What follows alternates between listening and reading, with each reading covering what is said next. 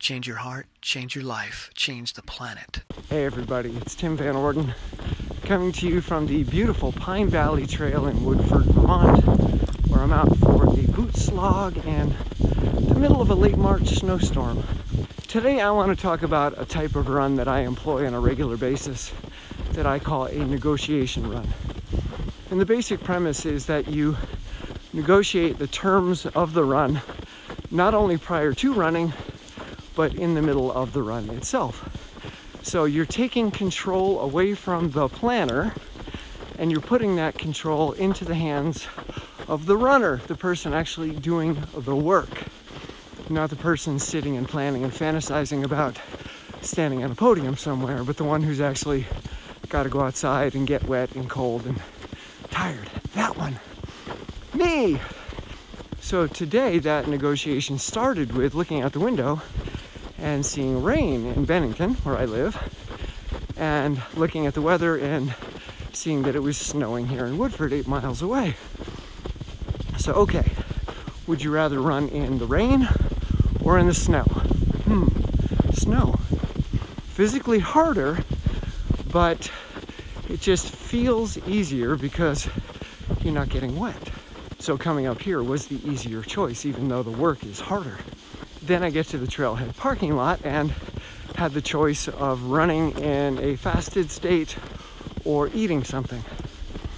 And I had some water mixed with grape juice this morning, but that's it. And it is now 11:30 a.m. So I've gone through a good chunk of my morning with very few calories, just liquid. And I thought, well, let's try the fasted run. So I started the run. Then as I'm going along in the run, I thought, okay, this is kind of tough going in the new snow and it's kind of squishy underneath. So what do you think?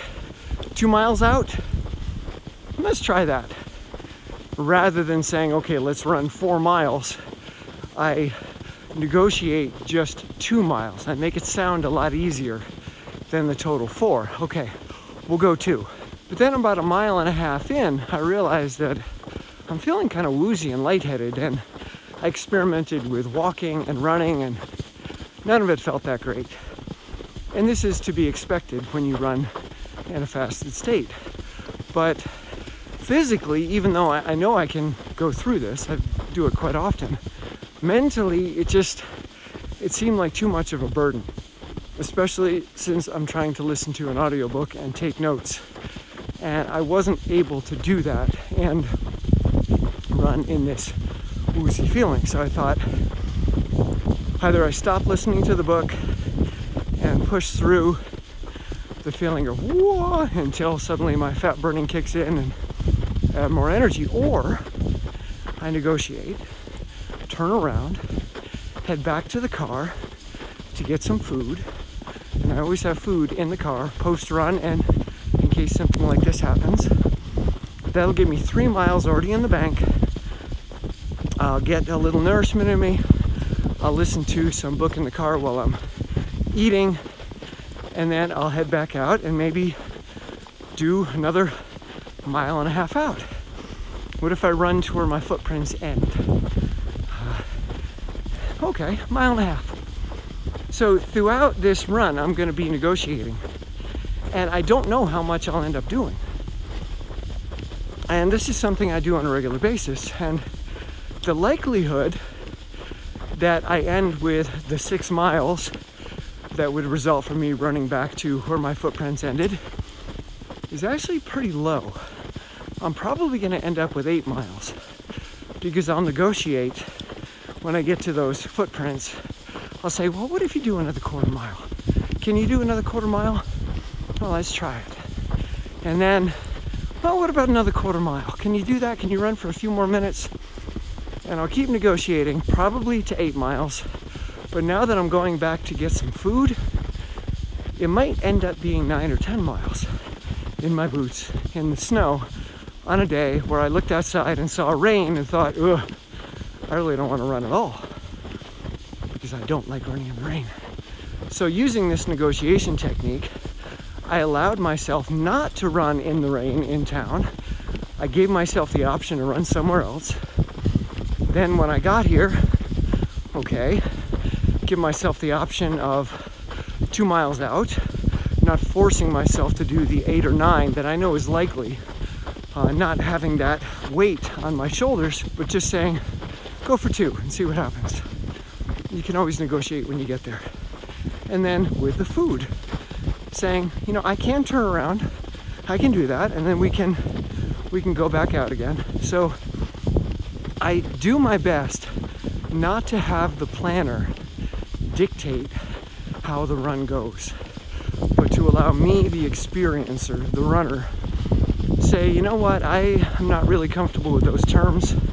I'm going to change the terms, and we're going to make a different choice in this moment, and we'll see what happens.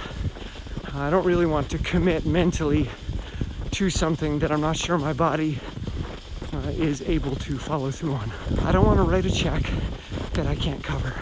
So if you find yourself stuck and there's a plan that you're following and you're just feeling the weight of that plan, the weight of those numbers on your to-do list, gotta check off 8 miles today, try this negotiation technique.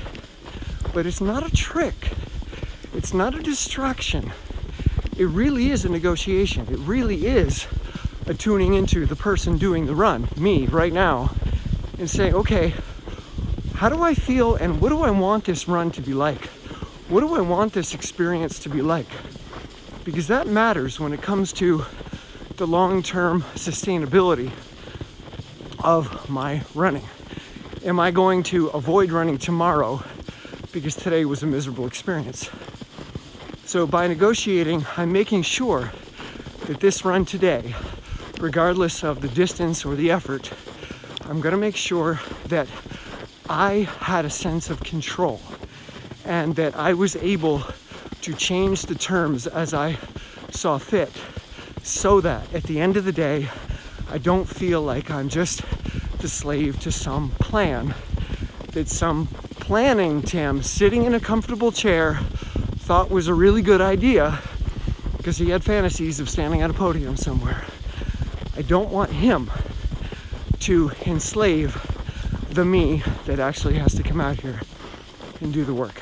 I want to be in control of that work and feel good about it when it's done. I did it, not him. So let me know in the comments below if you've tried this or if you do something similar and how it works for you. It's never failed me, ever. Even on my toughest days, I've used this to do extraordinary things. So let me know what you think in the comments below. And if you like this video, give it a thumbs up.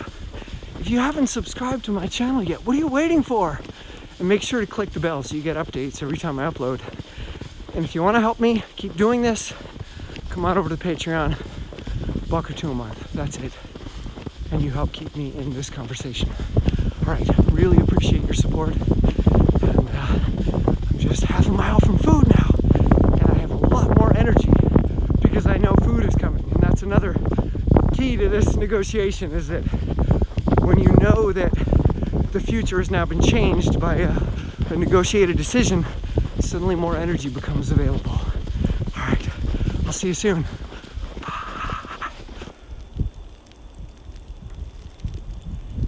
I love my office.